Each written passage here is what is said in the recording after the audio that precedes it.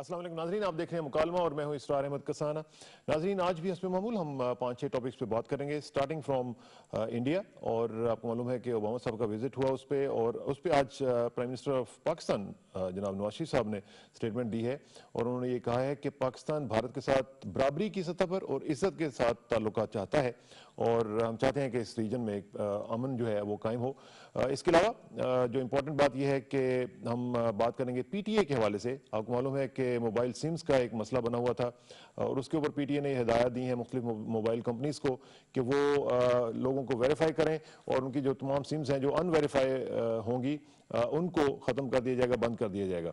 इसके अलावा न्यूयॉर्क में मौसम काफ़ी सख्त है, उसको भी तजिया करने की कोशिश करेंगे। क्रिकेट पे भी बात करेंगे और मिडल ईस्ट में आज आपको मालूम है कि हिजबुल्लाह ने क्लेम किया है कि उन्होंने इसराइली कॉन्वॉय के ऊपर अटैक किया है, कुछ लोगों को वहाँ पे जख्मी किया है, मारा भी है।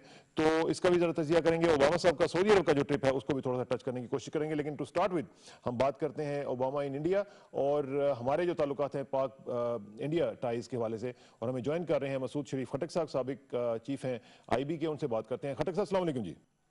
वालेकुम सलाम।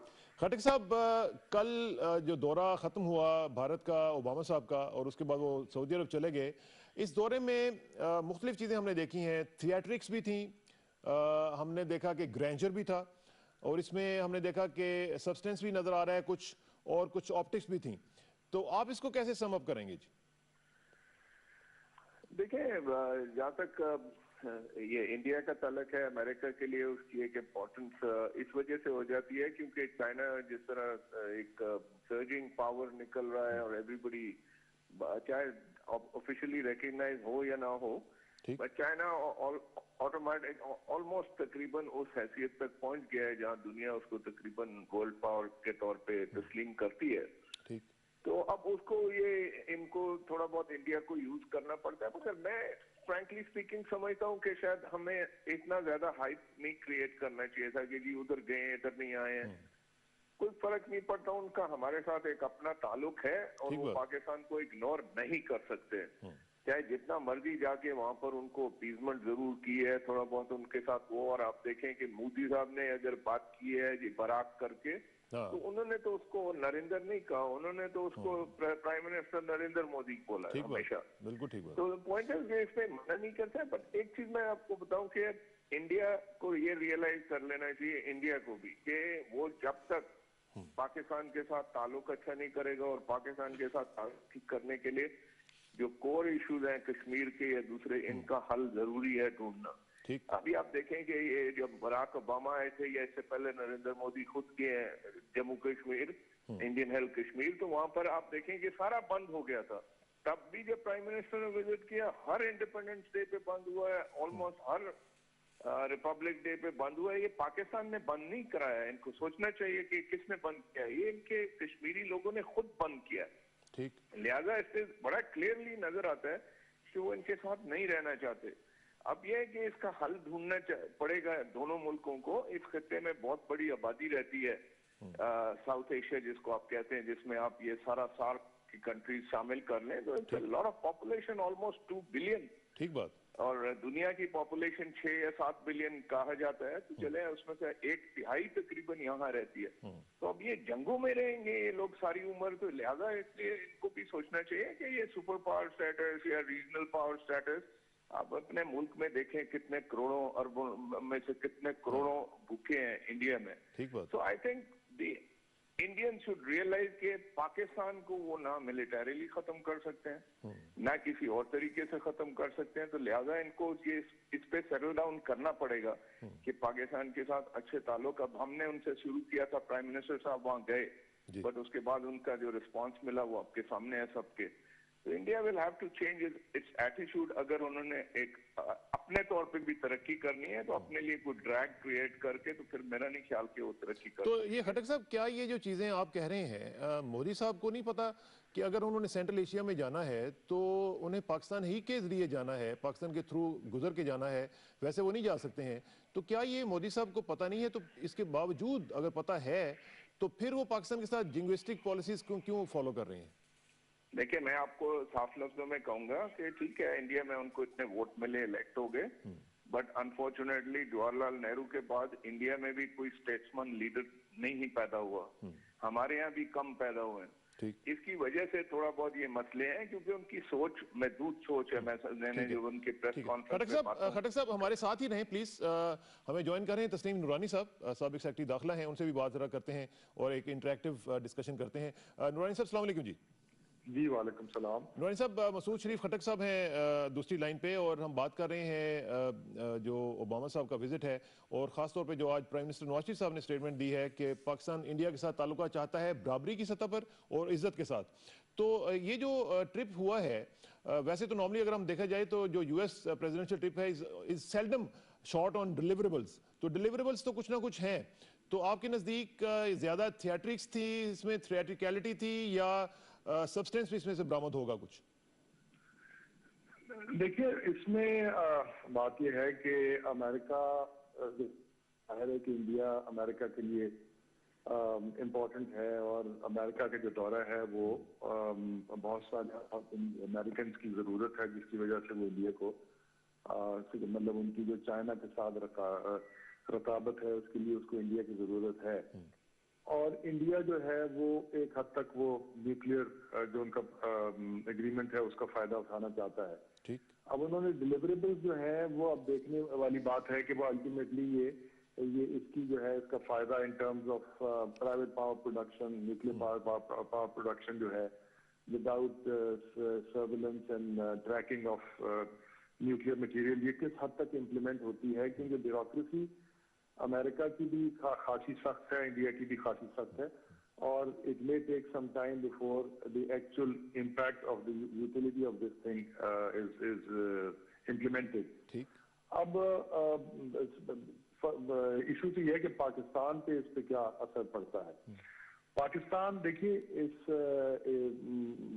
यानी इसमें अमेरिका के लिए, अमेरिका की जो जंग थी उसमें पाकिस्तान ने एक किस्म के अपने आप को कुर्बान किया, क्योंकि अल-कायदा जो थी जो अफगानिस्तान में बेस थी वो तो बेसिकली अमेरिका के खिलाफ थी, मगर पाकिस्तान को उसकी लपेट में ले लिया गया और पाकिस्तान ने अमेरिका को मदद करके अपने आप को उनसे दुश्मनी ली, और अब हम ऐसे फंसे हुए हैं कि वो हम अमेरिका बेशक निकल के जा रहा है मगर हम फंस गए।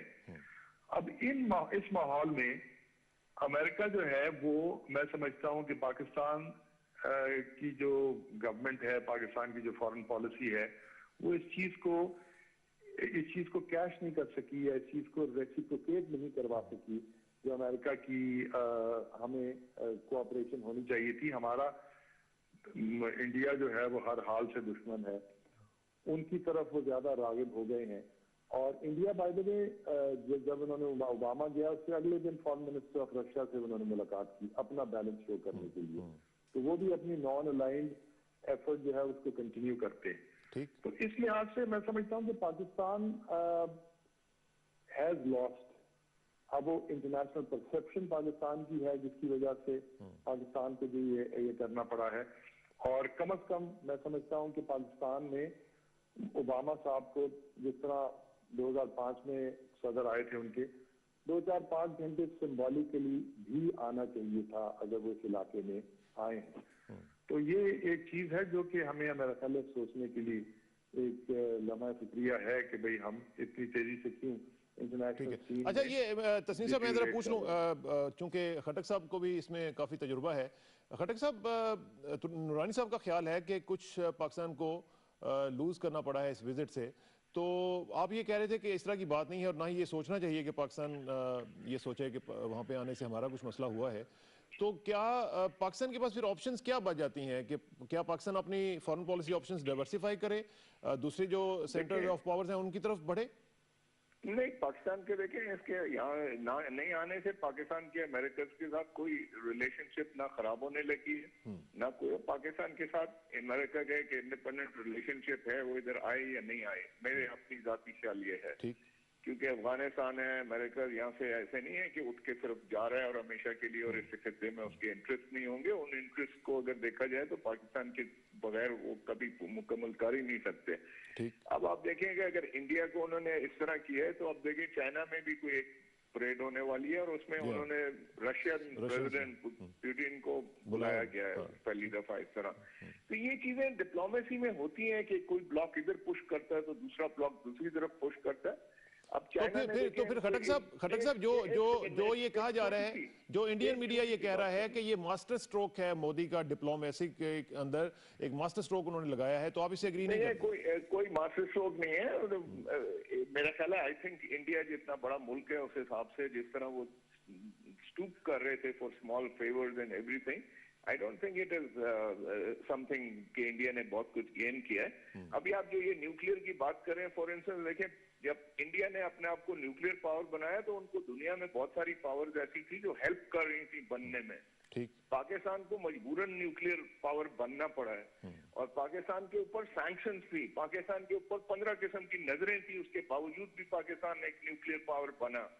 अभी इंडिया के पास अगर ये न्यूक्लियर सिविल टेक्नोलॉजी जाती भी है तो मेरा नहीं ख्याल कि पाकिस्तान किसी न किसी स्टेज पर ये चीज हासिल नहीं कर सकते, एक नहीं तो दूसरे रास्ते किसी और से और भी पावर ब्लॉक्स हैं दुनिया में जो आपको देने को तैयार होंगे ये टेक्नोलॉजी। अब इंडिया का रह गया न्यूक्लियर वो जो सप्लायर्स ग्रुप है, चाइना का स्टेटमेंट बड़ा क्लियरली आया है कि चाइना सेज कि इंडिया को अगर मेंबर बनना पड़ेगा तो उसके सारे जो 48 मेंबर्स हैं वो सब के सब signatories and nuclear proliferation treaty के। India is not a signatory to the nuclear proliferation treaty और मेरा ख्याल है इनको उसके बगैर आ भी नहीं सकते, टाइम लगेगा कहीं पहुंचने के लिए। ठीक बात है। अच्छा नुरानी साहब, जो ये बात कर रहे हैं खटक साहब, उसमें वजन है और उसूली बात तो यही है, लेकिन हम देख रहे हैं कि उसूल जो हैं वो पसे पुश डाल दिए गए हैं, खासतौर पे इस विजिट के दौरान जहां पे न्यूक्लियर इशू आया है। तो जो ट्रैकिंग का मसला था, जो लाइबिलिटीज का मसला था, जिसमें अमेरिकन लॉज इन्वॉल्व थे, वो सारे के सारे पसे पुश डाल के भी तो अमेरिका ने सोचा है कि इंडिया के साथ ये डील कर दी जाए और फाइनल कर दी जाए। और वेस्टिंग हाउस जैसी जो कंपनीज हैं वो वहाँ पे मौजूद थी, तो शायद उनका भी कमर्शियल प्रेशर भी था।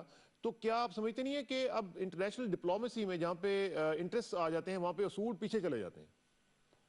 देखिए, वो उसूल तो जाहिर चले जाते हैं, हर मुल्क जो है वो अपनी नेशनल इंटरेस्ट में फैसले करता है। डिप्लोमेसी की जो कामयाबी वो ये होती है कि आप अपने प्लस पॉइंट्स को किस हद तक उजागर करके एडवांटेज ले सकते हैं। पाकिस्तान की जियोपॉलिटिकल लोकेशन अमेरिका के लिए इंडिया से ज्यादा इंपॉर्टेंट है। Pakistan is a nuclear power, and it's one of the 6 or 7 countries in the world which is a nuclear power. Pakistan is not a pushover. Pakistan कोई आम मुल्क नहीं है इंटरनेशनल सीन पे, मगर उसके बावजूद हम अपनी पोजीशन को एक्सप्लॉइट नहीं कर सके अमेरिका को ये मजबूर करने के लिए कि जैसे हमें पहले इक्वली ट्रीट किया जाता था, इक्वली ट्रीट किया जाए, या अमेरिका का जो इंटरनेशनल इन्फ्लुएंस है उसको इस्तेमाल करके हमारे मसाइल को हल किया जाए ताकि इलाके में पीस आए, ताकि इलाके में कोई फलाही काम हो सके, ताकि इलाके में कोई तरक्की हो सके।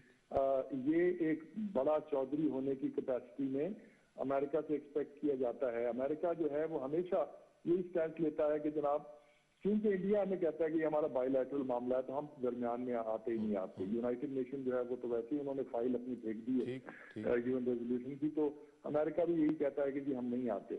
तो that is where the diplomacy difference between success and failure is, you know. वैसे तो हर मुल्क अपना खाता है, हर मुल्क अपना पहनता है, हर मुल्क गुजारा कर रहा है। अच्छा, एक चीज तो उसमें तो कोई नुरानी साहब, एक चीज जो बहुत इंपॉर्टेंट है, जो बल्कि लकीली अब दोनों का एक बैकग्राउंड भी इसी हवाले से है, मैं ये चाहूँगा कि ये जो अभी खबर भी आपने पढ़ी होगी कि आर्मी चीफ जो हमारे हैं जनरल राहिल साहब, उन्होंने यूएस विजिट के दौरान जो इंडियन इन्फ्लुएंस है और जो इंडियन वहाँ पे मैकिनेशंस हैं बलूचिस्तान में और जिस तरीके से वहाँ पे वो कर रहे हैं और अफगानिस्तान की सॉइल भी यूज़ कर रहे हैं, इसके सबूत भी दिए हैं अमेरिकन को। तो आप समझते हैं कि हमारी जो इंटेलिजेंस है उसको अब मजीद बेहतर बनाने की ज़रूरत है और उस पर हम किस तरह आगे बढ़ें? ये दोनों, चूंकि आपका एक एरिया ये रहा है, तो खटक साहब पहले आप ज़रा बताइएगा कि इसमें हम क्या कर सकते हैं। देखिए, इसमें तो कोई दो राय हो ही नहीं सकती कि आपकी इंटेलिजेंस इफेक्टिव होनी चाहिए, तभी जाके आप इन सिचुएशन पर हावी होंगे। और बाकी जहाँ तक रह गया, देखें इस वक्त फॉर एग्जाम्पल अमेरिकन को आप इंडियन विजिट पे भी आप देखें, जो पाकिस्तान की अहमियत इस तरह निकलती है कि वहां पर आप देखें मोदी साहब अदरवाइज अगर प्रेस कॉन्फ्रेंस करते तो पाकिस्तान को पता नहीं क्या कुछ कहा होता, बट जब उन्होंने प्रेस कॉन्फ्रेंस किया था बराक ओबामा साहब के साथ तो पाकिस्तान का नाम भी नहीं लिया। ठीक बात। अब मैं आखिर कोई किसी वजह से नहीं लिया ना, किसी ने कहा होगा या वरना वो तो बहाना ढूंढ रहे होते हैं। नहीं, जैसे नुरानी साहब ने कहा ना जी कि पाकिस्तान है नॉट अ पुशओवर, हकीकत यह है कि हमने खुद अपने आप को घुटने टेक के जरा अपने आप को कमजोर साबित करते हैं। पाकिस्तान एक बहुत मजबूत मुल्क है। अब मैं आपको बताऊं, जहां तक न्यूक्लियर थ्रेशोल्ड है दोनों मुल्कों का, ठीक, इसके बाद से जो कुछ भी है ऑलरेडी इन दोनों का न्यूक्लियर थ्रेशोल्ड और जो है ना holding of unconventional weapon delivery system, ये वो ऑलरेडी दोनों मुल्कों के दरमियान जंग इज नो ऑप्शन, जंग हो ही नहीं सकती। अगर होती तो 2002 में जब दोनों फौजें 2 साल बॉर्डर पे पड़ी रही तो जंग छिड़ जानी चाहिए थी। ठीक बात। उसके अलावा ऐसे वक्त आए हैं जिसमें जंग छिड़ जानी चाहिए थी, नहीं छिड़ी। ना वो अफोर्ड कर सकते हैं ना हम अफोर्ड कर सकते हैं। वो थ्रेशोल्ड ऑलरेडी अचीव हो चुका है। ठीक। इसीलिए मैं कहता हूँ इंडियंस को भी अगर अपनी तरक्की करनी है तो उन्होंने भी अपनी इकोनॉमी ठीक करनी है और हमने भी अपनी इकोनॉमी ठीक करनी है। आपके मुल्क में आप हालात अपने लॉ एंड ऑर्डर ठीक करें, पीस लेकर आए, अपनी इकोनॉमी ठीक करें, तो Pakistan itself by itself is a regional power. ठीक है, तो नुरानी साहब जो खट्टर साहब कह रहे हैं, खट्टर साहब ये कह रहे हैं कि न्यूक्लियर थ्रेशोल्ड की वजह से जंग नहीं हो सकती है। मुझे ये बताएं कि ये तो उन्हें भी पता है, हमें भी पता है कि जंग नहीं हो सकती, लेकिन इसके अंदर रहते रहते जिस तरह वो डिस्टर्बेंस क्रिएट करने की कोशिश करते रहते हैं बलूचिस्तान में, बाकी जगहों पे, तो ये तो काम वो कर सकते हैं। तो इसका जो मैंने इंटेलिजेंस के हवाले से पूछा खट्टर साहब से, आप भी जरा बताइएगा कि इसमें हम क्या कर सकते हैं, कैसे काउंटर कर सकते हैं इफेक्टिवली। देखिए, मैं समझता हूँ कि हमें ऑफेंसिव पे जाना चाहिए। वो हमें पिछले 6-7 साल से मुंबई के सिलसिले में हमें दुनिया में बदनाम किए जाते हैं। हमारी प्रोजेक्शन समझौता एक्सप्रेस, मालेगांव का जो ब्लास्ट है, 2-3 और उनके जो हमारे हैं, जिसमें कि उनके अपने एक्सट्रीमिस्ट ने वो किया है और उसके जिम्मेदार उन्होंने मुसलमानों को ठहराया है, वो उसको हमें उजागर करना चाहिए। हर जगह उसकी बात करनी चाहिए कि वो एक्सट्रीमिज्म, कि उनके यहाँ टेररिज्म है, वो ज्यादती कर रहे हैं, उसको हम बहुत कम कहते हैं। आज मैंने सिर्फ बड़े अरसे के बाद सरदार अजीज साहब की ये स्टेटमेंट है कि जहां पर उन्होंने वो समझौता एक्सप्रेस का जिक्र किया, इस पे हमें ऑफेंसिव पे रहना चाहिए, बिकॉज उनकी तरफ से खैर की खबर कोई उम्मीद नहीं कर सकता। हमें जब तक कि इंटरनेशनली या बायलैटरली आप ऑफेंसिव नहीं रहेंगे तो आप यानी मैं समझता हूँ कि प्राइम मिनिस्टर साहब का कहना इस वक्त वो भी कोई मौजूद नहीं है। वो तो बात कर रहे हैं कि जी हम तो मुंह तोड़ जवाब देंगे, मतलब उनकी वो अपनी पॉलिटिकल पॉपुलेशन पे अपना पाकिस्तान बैशिंग, पाकिस्तान नफरत पे बेस कर रहे हैं सारी सियासत मोदी साहब। ठीक है, बहुत शुक्रिया नुरानी साहब। टाइम चूंकि कम है, लेकिन यह है कि आपने जो बात की उसका जिस्ट हमें समझ आ गई है। खटक साहब, मुझे ये बताइएगा कि क्या आप समझते हैं कि ओबामा साहब की विजिट के बाद जो आज नवाज शरीफ साहब ने स्टेटमेंट दी है कि हम इज्जत के साथ चाहते हैं ताल्लुकात और बराबरी की सतह पर, क्या मोदी साहब के स्टैंड में अब चेंज आप देखेंगे कि इसके बाद वो थोड़ा सा, जिस तरह अभी आपने कहा कि उसका जिक्र नहीं हुआ पाकिस्तान का, उसमें जो प्रेस टॉक थी, तो क्या मोदी साहब भी थोड़ा सा इसके ऊपर समझेंगे कि पाकिस्तान के साथ ओपन फ्रंट एक खोलने की बजाय पाकिस्तान के साथ कोएग्जिस्ट किया जाए? देखें, बिहाइंड द कर्टन्स ओबामा साहब ने इंडियन गवर्नमेंट पर यह जाहिर ना किया हो कि पाकिस्तान के साथ रिलेशंस अपने ठीक करें ताकि आप इकोनॉमिकली आगे चल सकें वगैरह, ये मैं सोच नहीं सकता। मगर ये बहुत सारी चीजें पसे पर्दा होंगी। उन्होंने ये तो नहीं प्रेस कॉन्फ्रेंस में तो नहीं कहना कि मैंने इनको कहा कि पाकिस्तान के साथ अच्छे ताल्लुक रखें। I am sure he could not have gone there कि वहां जाके उन्होंने इंडियन गवर्नमेंट को बोला तैयारी करो पाकिस्तान को तबाह करना है, ऐसा तो नहीं हुआ होगा।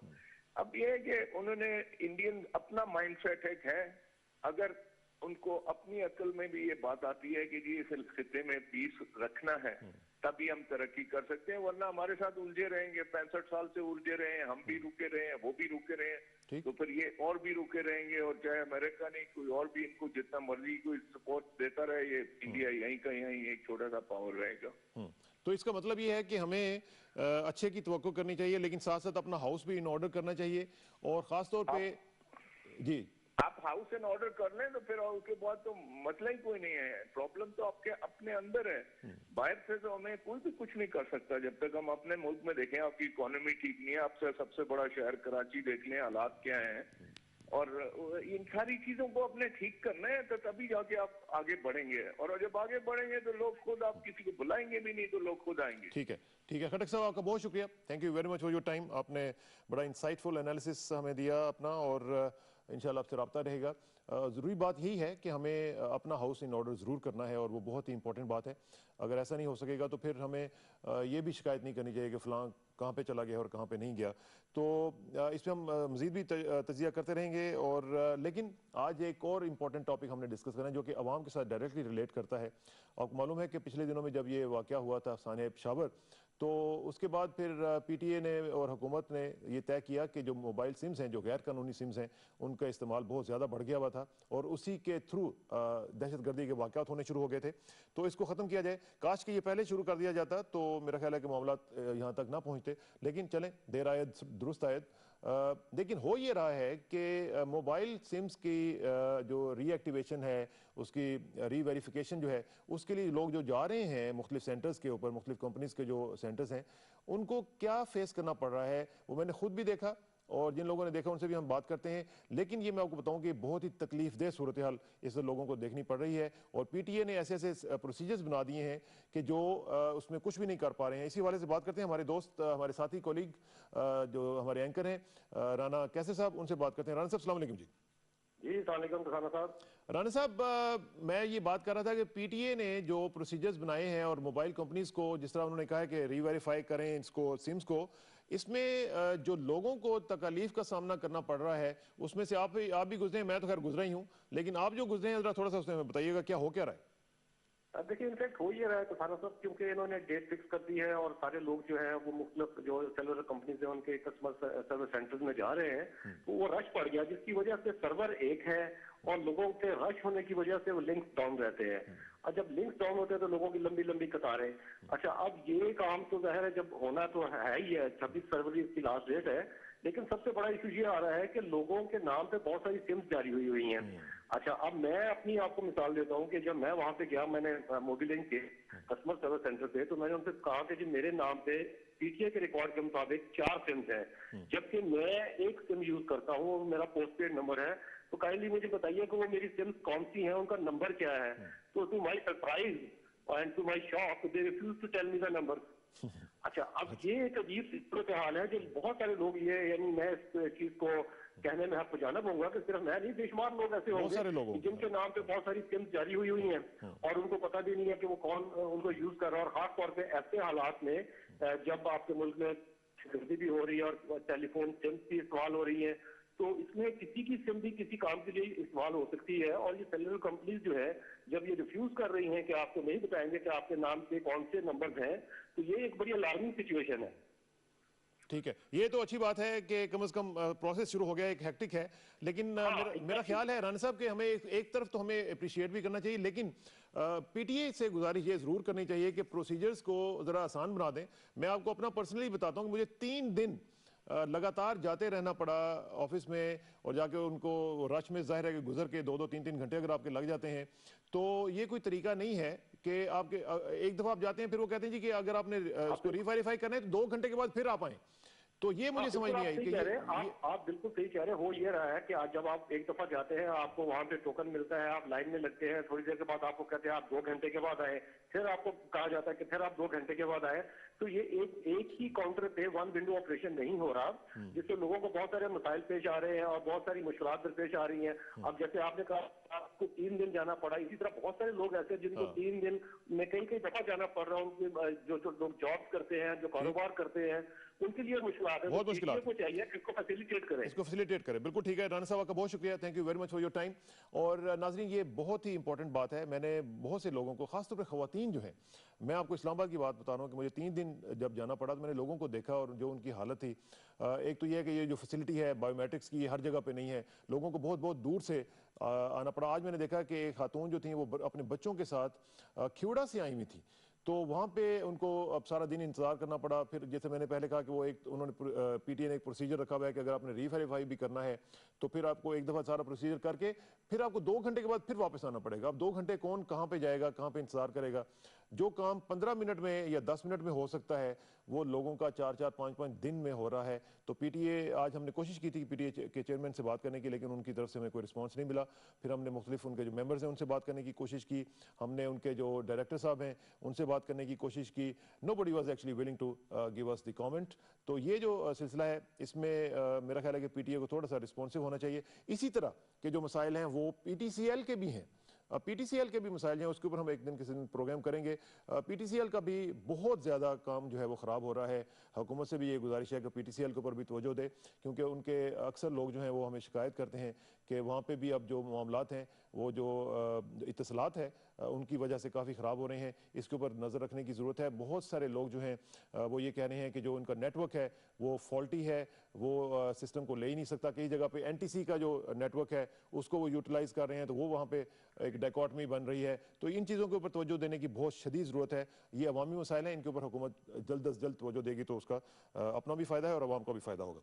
अब चलते हैं न्यूयॉर्क, और जैसे मैंने शुरू में कहा कि वहाँ पे ईस्ट कोस्ट के ऊपर बर्फानी तूफान जो जूनो वो वहाँ पे आ चुका हुआ है। अगरचे न्यूयॉर्क उस तरह उसने नहीं लपेट में लिया, लेकिन ईस्ट कोस्ट की जो बेल्ट है वो काफ़ी इससे अफेक्ट हुई है। चलते हैं न्यूयॉर्क, बात करते हैं न्यूज़ पाकिस्तान के चीफ एडिटर जनाब मुजीब लोधी साहब से। लोधी साहब अस्सलाम वालेकुम जी।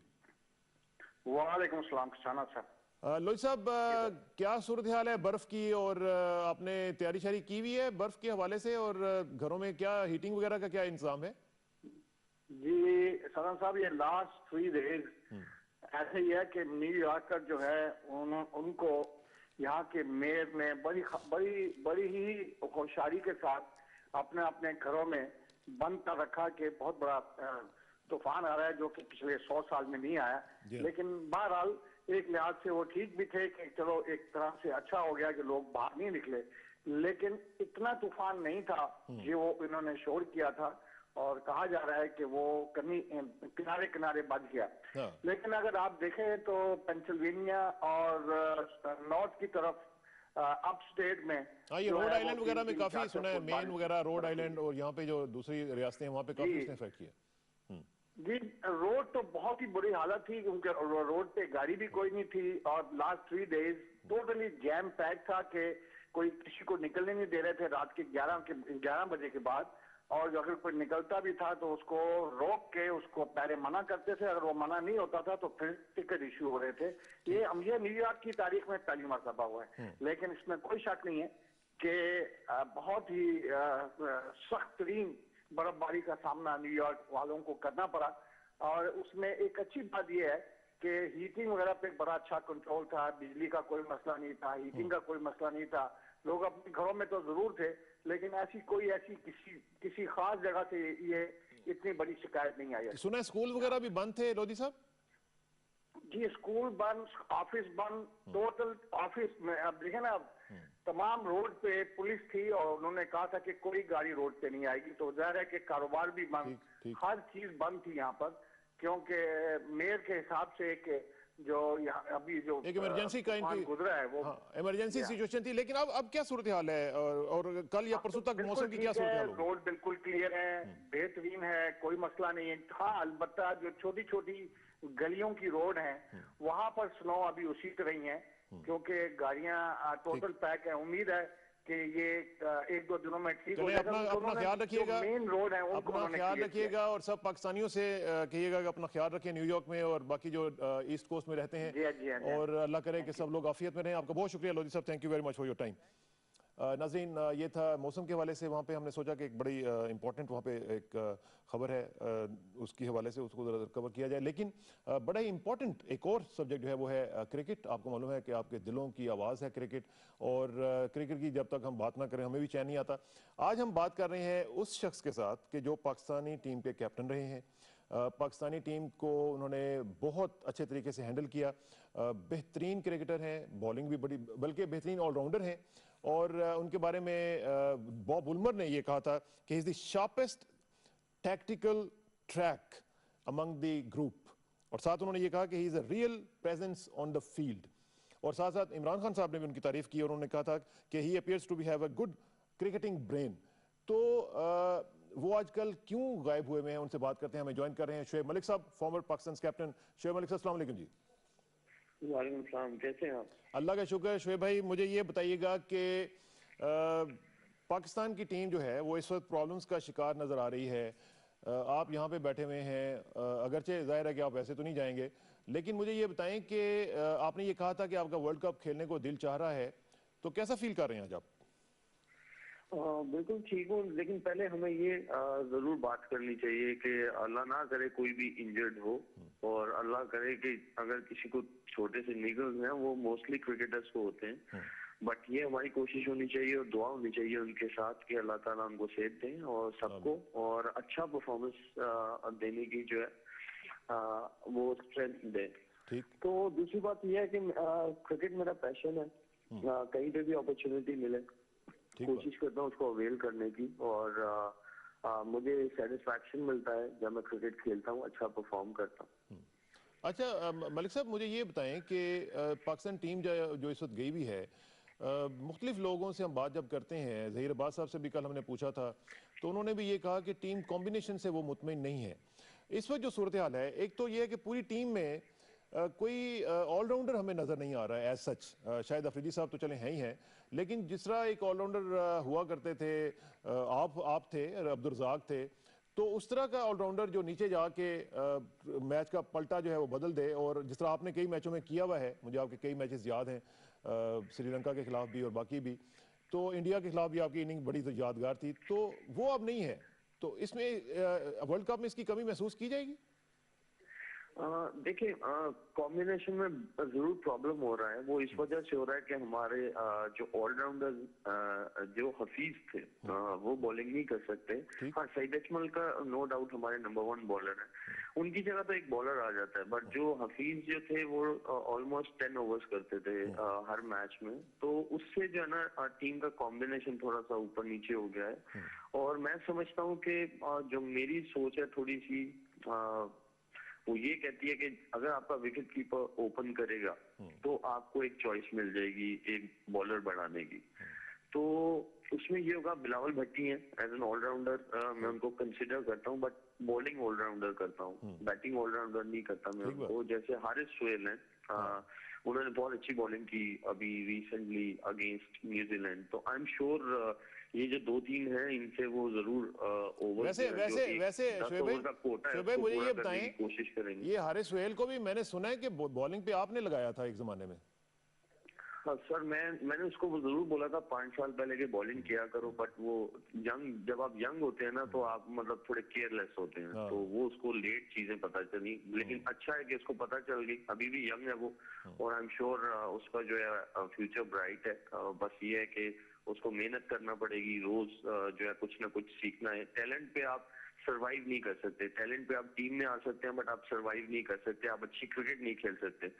आपको एक्सपीरियंस और जो आप चीजें सीखते हैं क्रिकेट खेलने से, वो आपको जो है एवरेज क्रिकेटर से अच्छा क्रिकेटर बनाती है, तो ये चीजें जो उसको करना पड़ेंगी। ठीक बात है। और दूसरा ये बताएं कि आप बिग बैश भी खेलते हैं, आपकी जो होबार्ट हरिकेन्स आपकी टीम है, तो ये बताएं कि वो जो एक्सपीरियंस आपने वहाँ से गेन किया है, उसको सामने रखते हुए क्या आप समझते हैं कि आप इस वक्त पाकिस्तान टीम में होते तो आप एक अच्छा एसेट के तौर पर वहाँ पे साबित हो सकते थे?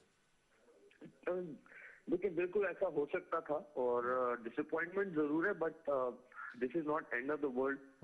टीम चली गई है हमारी, उसमें किसको होना चाहिए था किसको नहीं होना चाहिए था, ये अब सारी सेकेंडरी चीजें हैं। हमारा सबका जो है काम है एज अ नेशन कि हम अपने प्लेयर्स जो वहाँ गए हैं, जो सारा सपोर्टिंग स्टाफ है, उनको सपोर्ट करें, उनके लिए दुआ करें। और मेरे ख्याल में ये है कि रही बात मेरी, तो मैं अच्छी फॉर्म में हूँ, अल्लाह का शुक्र है। मैं जितने रिसेंट पास्ट में टूर्नामेंट्स खेला हूँ या जहाँ पे भी क्रिकेट खेला हूँ, मेरी परफॉर्मेंसेस अल्लाह का शुक्र है बहुत अच्छी हैं, बट ये है कि वर्ल्ड कप के बाद भी क्रिकेट है, जाहिर है। अच्छा, मेरी पूरी विशेष जो है वो पाकिस्तान टीम के साथ है। इंशाल्लाह हम सपोर्ट करेंगे उनको, लेकिन समहाउ पता नहीं मुझे क्यों लग रहा है कि आपने खेलना है कुछ ना कुछ, मुझे ऐसे लग रहा है कि जैसे आपने जाना है और आपने खेलना है। लेकिन मुझे एक बात बताएं शोएब भाई कि ऑस्ट्रेलिया में आप खेलते रहे हैं, आपको एक्सपीरियंस भी है, वहाँ पे क्या चैलेंज होगा सबसे बड़ा पाकिस्तानी टीम को ड्यूरिंग द वर्ल्ड कप?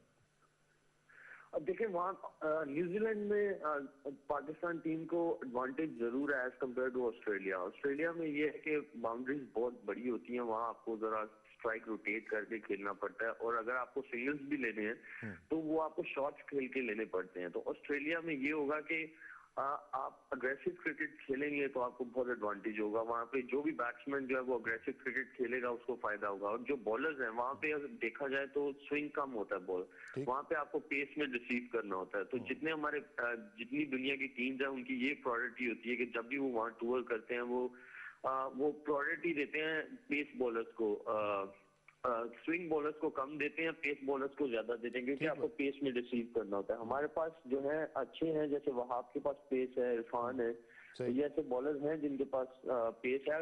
देखिए जुनेद खान अगर हमारे जाते हैं, फिट होते हैं, तो हमारा बॉलिंग अटैक जो है वो जरूर स्ट्रांग होगा। तो फिर इस सूरत हाल में जबकि हमारी जो बॉलिंग है, फास्ट बॉलिंग जो है वो इतनी शायद रिलायबल ना हो, तो हमें ज्यादा फिर रिलाई करना पड़ेगा स्पिन बॉलिंग पे।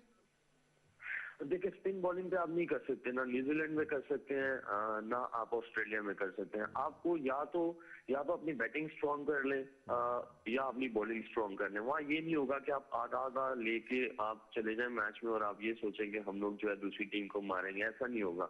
आपको अपनी एक चीज को जो है स्ट्रांग करना पड़ेगा, और आपको फिर वो चीज सेकंड होनी चाहिए। जैसे अगर आपकी बैटिंग जो है वो स्ट्रांग आपने की है, बैट्समैन बढ़ाया है, तो फिर आपको चेज करना पड़ेगा। अगर आपने अपने बॉलर जो है वो जो है स्ट्रांग किए हैं, तो फिर आपको पहले बैटिंग करना पड़ेगा। तो ये बड़ा प्लानिंग के साथ आपको चलना पड़ेगा। हाँ, अगर आपके पास बड़ा अच्छा कॉम्बिनेशन होता, आपके पास जो 1992 वर्ल्ड कप में जो क्रिकेटर्स थे वो होते, तो फिर आप मतलब आपको इतना नहीं घबराने की जरूरत कि पहले क्या करना चाहिए, पहले क्या नहीं करना चाहिए। ठीक बात है। उसमें फिर ये होता है कि आपके पास बड़े क्रिकेटर्स होते हैं, वो आपको जो है परफॉर्मेंसेस देते हैं और आपकी टीम जीतती है। देखिए आपको कोई इवेंट जीतना है तो उसमें आपको कंसिस्टेंसी चाहिए, वो प्लेयर्स की तरफ से भी चाहिए, इंडिविजुअल परफॉर्मेंसेस भी चाहिए। हाँ, दो आपके लोग अगर परफॉर्मेंस देंगे तो आप मैच नहीं जीत सकते। ठीक बात। हाँ, जहाँ आपके 4-5 लोग परफॉर्मेंस देंगे एक मैच में तो वो मैच आप जरूर जीतेंगे। अच्छा ये बताएं शोएब भाई कि इस वक्त जो सूरत हाल है, जाहिर है कि मिसबा साहब ने वर्ल्ड कप के बाद रिटायर हो जाना है, शायद अफरीदी साहब ने भी रिटायर हो जाना है, उसके बाद ज़रूरत है कि एक अच्छा टीम लीडर मिले।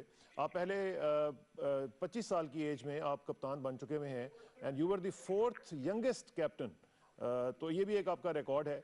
तो क्या आप समझते हैं कि अगर आपको ये जिम्मेदारी दी जाए तो आप उसके लिए तैयार होंगे? बिल्कुल तैयार होऊंगा, लेकिन ये क्रिकेट बोर्ड का काम है, जो इसके रिलेटेड लोग हैं उनका काम है। बट एक रिक्वेस्ट जरूर करूंगा, वो ये होगा कि अगर किसी यंगस्टर को बनाए या किसी सीनियर को बनाए, बट अगर किसी सीनियर को बनाते हैं तो उसको मिनिमम 1 साल का बनाए, उसको गोल्स दें, जी हमें आप टीम खड़ी करके दें, उसको बैक करें। अगर आप किसी यंगस्टर को बनाते हैं उसको 2 साल के लिए बनाए, उसको पूरी बैकिंग दें। देखिए जब आप क्लियर मैसेज देते हैं किसी को तो वहां पे इंप्रूवमेंट जरूर आती है। अगर हम कंसिस्टेंसी देखना चाहते हैं तो हमें कंसिस्टेंट लोगों के साथ चलना पड़ेगा। हाँ, पहले आप ये चूज करेंगे सही लोग कौन है, फिर आप उनको अगर रखते हैं तो फिर आप उनको लॉन्ग टर्म्स के लिए रखें, ताकि उनको आप पूरा कॉन्फिडेंस दें। जब आप किसी को कॉन्फिडेंस देते हैं तो रिजल्ट अच्छे जरूर आते हैं। ठीक है। अच्छा, ये जो कप्तानी का इशू है, मैं इसलिए पूछ रहा था कि एक रिपोर्ट जब आपको इन्होंने हटाया था तो एक रिपोर्ट आई थी कि जी शोएब मलिक साहब जो हैं वो अलूफ रहते हैं, वो बिल्कुल अकेले रहते हैं, ही इज़ अ लोनर। तो इस तरह की जो चीज़ें हैं वो गलत थी या वैसे ही प्रोपेगेंडा वगैरह था? देखिए सर, जिन लोगों ने रिपोर्ट दी थी, मैं नाम लेके नहीं बोलना चाहता क्योंकि लोगों की चीजें छुपाना चाहिए, एक्सक्यूज मी। उन्होंने वही सेम लोगों ने रिपोर्ट 2.5 महीने पहले भी दी थी, जब हम लोग वेस्ट इंडीज के अगेंस्ट 3-0 जीत के आए थे। तो उन्होंने कहा था इससे अच्छा कैप्टन नहीं है। तो अगर 2.5 महीने में किसी की नेचर चेंज हो जाती है वो मैं नहीं बिलीव करता। Nature can not be changed. हाँ, पास्ट की बातें इग्नोर करना चाहिए। हाँ, ये चीज जरूर देखनी चाहिए जो पास्ट में आपने गलतियां की हैं। यार जरूरी नहीं है कि क्रिकेट या आपकी सीट ही हर चीज है, और गलतियों से इंसान सीखता भी है। ये सबका कि पाकिस्तान की क्रिकेट कैसे बेहतर हो सकती है। बिल्कुल सही कह रहे हैं। अच्छा, गलतियों से तो इंसान को सीखना भी चाहिए और आपने सीखा भी होगा, और हमें बड़ी उम्मीद है आपसे, और ख़ास तौर पे आप यंग हैं और मेरा ख्याल है कि जो टीम के जो सबसे ज़्यादा फिट लोग हैं आप उनमें से एक हैं। तो मुझे एक चीज़ तो ये बताएं कि जो अभी वर्ल्ड कप में चांसेस हैं पाकिस्तान के, आप कितने पुरुम्मीद हैं कि पाकिस्तान कम से कम सेमीफाइनल तक जरूर चला जाएगा? देखिए मैंने हमेशा बोला है जब से टीम गई है, अगर आप ग्रुप स्टेजेस में आप टॉप की 2 टीम्स में अगर आप फिनिश करते हैं तो फिर आपके चांसेस हैं सेमीज खेलने के। अगर आप जितना 3rd या 4th पोजीशन पे फिनिश करेंगे फिर जाहिर बात है दूसरे ग्रुप में जो टीम्स हैं वो स्ट्रांग मिलेंगी आपको, जो 1st या 2nd होगी। तो इनकी कोशिश ये होनी चाहिए कि जो आपके 3 बड़े मैचेस हैं वो इनको उनमें से 2 बड़ी टीमों से जीतना चाहिए। अगर 2 बड़ी टीम से जीतेंगे तो आप फिनिश करेंगे टॉप पे। अगर आप टॉप पे फिनिश करेंगे तो आपको थोड़ा सा इजी जो है क्वार्टर्स मिलेगा, तो आप सेमीज में पहुंच सकते हैं। जब देखें पाकिस्तान टीम को प्रेशर हैंडल करना आता है, जब अगर सेमीज में पहुंच गए तो पाकिस्तान के चांसेस ब्राइट है। बिल्कुल ठीक बात है, और अल्लाह करे कि ये चांसेस जो हैं वो ब्राइट रहें। और मुझे सिर्फ आखिर में ये बताइएगा कि आज शोएब भाई मोहम्मद आमिर के बारे में एक चांसेस आ रहे हैं कि वो शायद डोमेस्टिक में उसको खेलने की इजाज़त मिल जाएगी, लेकिन तौकीर ज़िया साहब ने ये कहा है कि उनको खेलने की इजाज़त नहीं दी जानी चाहिए। तो आपका एक जनरल व्यू क्या है इस हवाले से, कैसे होना चाहिए? देखिए मैं क्रिकेट बोर्ड का वो नहीं हूँ, अभी मैं क्रिकेट खेल रहा हूँ और मैं इस पे कुछ बोलना नहीं चाहता। ठीक है, बिल्कुल ठीक है। बोर्ड जो है वही मैं आपको मुश्किल में नहीं डालना जवाब दे सकते हैं। मैं आपको मुश्किल में नहीं डालना चाहता, और जिस तरीके से हमने दुआ की है आपके लिए, अल्लाह करे कि आप वापस आएँ टीम में और पाकिस्तान के लिए परफॉर्म करें। आपकी अभी बड़ी उम्र माशाल्लाह पड़ी हुई है, और मुझे उम्मीद है कि आप जिस फिटनेस के साथ खेल रहे हैं और जिस तरह आप ऑस्ट्रेलिया में परफॉर्म करके आए हैं, आपकी पाकिस्तान को बहुत अच्छा ज़रूरत है। इंशाल्लाह आपसे रब्ता रहेगा। शोएब भाई आपका बहुत शुक्रिया। जरूर, thank you very much for your time. Shoaib Malik साहब फॉर्मर पाकिस्तान कैप्टन हमारे साथ मौजूद थे और तफसील से बता रहे थे अपना नुक्ता नज़र के पाकिस्तान के चांसेस क्या हैं वर्ल्ड कप के हवाले से। और आखिर में अब बात करेंगे मिडल ईस्ट की। आपको मालूम है कि आज बात हुई वहाँ पे हिजबुल्लाह के हवाले से कि हिजबुल्लाह ने अटैक किया है इजरायली मिलिट्री कॉन्वॉय के ऊपर और काफ़ी लोगों को वहाँ पर मारा है। इसी की ज़रा तफसीलात जांचने के लिए हम ज्वाइन कर रहे हैं हमें जनाब मंसूर जाफर साहब। उनसे पूछते हैं। मंसूर भाई अस्सलाम वालेकुम जी। वालेकुम सलाम। मंसूर भाई क्या सूरत हाल है इस वक्त लेटेस्ट कॉन्वे के ऊपर अटैक जो हुआ है हिजबुल्लाह का, और उसने रिस्पांसिबिलिटी भी क्लेम कर ली है, ये कोई रिएक्शन है जो पिछले दिनों में वाकया हुआ था या वैसे ये आइसोलेटेड इवेंट है? यकीनन जी इसके लिंकेजेस जो हैं वो 18 जनवरी को होने वाली जो इस्राएली फजाई हमला था जिसमें ईरान के पासदारान इनकलाब के एक मेजर जनरल मोहम्मद दादी और उसके साथ हिजबुल्लाह ही के एक शहीद कमांडर जो हैं इमाद मुगनी, उनके साहबजादे जिहाद मुगनी जो हैं उनको शहीद किया गया था, और उसके अलावा 6 दीगर हिजबुल्लाह के कारकुनों को। तो उस वक्त हिजबुल्लाह के जो चीफ थे उन्होंने 3 दिन बाद जो अपना एक नशरी खिताब किया था उसमें उन्होंने यकीनन एक दो टोक अल्फाज में धमकी दी थी कि इसराइल को जो है अपनी इस जारहियत का जो है वो मजा चखाया जाएगा। और आज जो है ये एक बाकायदा वेल कैलकुलेटेड अटैक था जिसमें इसराइल की तरफ से तो 2 कैजुअलिटीज एडमिट की जा रही हैं, जबकि हिजबुल्लाह का दावा है कि इसमें तकरीबन 6 से लेकर 12 अफराद जो है इसराइली फौजी, जिनमें एक फौजी अफसर है और बाकी उनके रिजर्व फोर्स के जवान हैं। तो क्या अब इसके बाद आप देख रहे हैं कि सिचुएशन एग्रेवेट करेगी और इसराइली रिएक्शन जाहिर है कि वो भी अब कुछ ना कुछ तो करेंगे ना? लेकिन नेतन्याहू ने भी इस एक्टिविटी के बाद जो है वो अपने रिजर्व फोर्स जो है उसको एक्टिवेट किया है और एक धमकी दी है कि इस चीज पर रिटेलिएट करेगा इसराइल। लेकिन अभी जो सूरत हाल अगर आप माजी पर थोड़ा नजर दौड़ाएं तो इसराइल में जब भी इंतखाब हुआ और खासतौर पर नेतन्याहू के दौर में जब भी, चाहे वो 96 का हो, 2012 का हो या अभी 2015 में जो मार्च में होने जा रहा है, तो उससे पहले उन्होंने फुल फ्लेज वार जो है वो फलस्तीनियों के खिलाफ या लबनान के हिजबुल्लाह के खिलाफ वो वेज की है। लेकिन इस वक्त जो सूरत हाल हमें रीजनल सिनेरियो में देखने को मिल रही है वो इस लिहाज से फेवरेबल नहीं है कि इस वक्त उनके जो इत्तेहादी हैं यानी उनकी तरफ से एक वाज़ेह ऐलान देखने में आया है कि वो लबनानी फौज को कम से कम ऐसी इंगेजमेंट में नहीं डालना चाहते जिसकी वजह से जो दाइश के खिलाफ उनकी जो शाम के अंदर एक्टिविटीज हैं या जो इराक के अंदर उनके इत्तेहादी ये काम कर रहे हैं वो किसी तरीके से मुतासर हो। क्योंकि अगर इसराइल एक फुल फ्लेज वॉर का आगाज करता है तो यकीनन जो साउथ का इलाका है वहाँ पे हिजबुल्लाह की ऑलरेडी कंसंट्रेशन मौजूद है और वो एक डिफाइव पोजीशन में अपने आप को मजीद वहाँ कंसंट्रेट करेंगे जो यकीनन वहाँ पे जो लबनानी फौज साथ देती। ऐसी सूरत में वो जो एक लॉन्ग टर्म वार जो है वो जारी है। अच्छा दूसरा मुझे ये बताएं कि दाइश के हवाले से मैंने पूछना था कि कुबानी को खाली करवा लिया गया है, दाइश से छुड़वा लिया गया है उसका कब्जा वहां से, तो इसमें किस हद तक हकीकत है और इसका क्या इम्पैक्ट पड़ेगा? लेकिन जी इस पे थोड़ा सा यानी अभी तो किस वक्त में ये चीज सामने आई है तो वहाँ पे भी जो ग्राउंड फोर्सेस देखने में नहीं आ रही, उन कुव्वतों के जो कि हमने उसको खाली करा लिया है। बहरहाल कुछ मीडिया कॉन्फ्लिक्टिंग मीडिया रिपोर्ट्स अभी आ रही हैं, लेकिन अब आने वाले दिनों में अगर ये मामला हो जाता है तो यकीनन एक मोरल बूस्टिंग है जो दाइश के खिलाफ सरगर्म कुव्वतें हैं उनके हक में, और एक आप कह लीजिए इसका असर जो है वो इराक के अंदर भी ट्रेवल हो सकता है कि जहाँ पे कुर्द इलाके में एक फुल फ्लेज वॉर जो है इत्तेहादियों ने शुरू कर रखी है दाइश के खिलाफ। लेकिन अभी कोई इंडिपेंडेंट सोर्सेज से इसकी कोई तस्दीक नहीं हो पाई है अभी नहीं हुई है। अच्छा, आखिर में मुझे जरा बताइएगा कि ये जो सऊदी अरब का दौरा है ओबामा साहब का, इसमें क्या क्या चीज़ें डिस्कस हुई हैं? जाहिर है कि नए किंग आए हैं तो उनके साथ ये get to know each other वाली मीटिंग थी या कुछ सब्सटेंशियल चीज़ें भी डिस्कस हुई हैं? नहीं जी, ये बियॉन्ड गेट टू नो ही चीज़ें इसमें हुई हैं, क्योंकि इन्होंने आप इसकी अहमियत का अंदाजा इससे लगा सकते हैं कि सदर ओबामा ने भारत का अपना दौरा कट शॉट करके जो है ये कंडोलेंस ऑफर करने के लिए आए हैं, और उनका मकसद यही था कि नई क़यादत न सिर्फ मौजूदा किंग बल्कि उन्होंने जो सेकंड टेयर और थर्ड के जो टेयर अपनी लीडरशिप जो अनाउंस की है, ये उनके साथ एक आपके लिए फर्स्ट हैंड एक्वेंटेंस का मौका था। और इसे लेकिन मंसूर साहब, एक्वेंटेंस और गेट टू नो तो मेरा ख्याल है कि उससे कुछ थोड़ा सा बढ़ के था, क्योंकि देखें ना, उन्होंने ना सिर्फ अपने दूसरी तरफ से जॉन कैरी साहब को भी बुलवा लिया, उनकी बाकी कैबिनेट के लोग भी आ गए, CIA के डायरेक्टर भी चले गए, सेंटकॉम के जो हेड हैं वो भी चले गए, बल्कि फिर जो उनके पुराने एडमिनिस्ट्रेशन के लोग हैं, कॉन्डोलीजा राइस को बुला लिया उन्होंने, जेम्स बेकर को बुला लिया, स्को क्रॉफ्ट को बुला लिया। तो मुख्तलिफ लोगों को बुला के उन्होंने इस तरह अगर बुलाया है तो कुछ ना कुछ तो होगा वहां पे।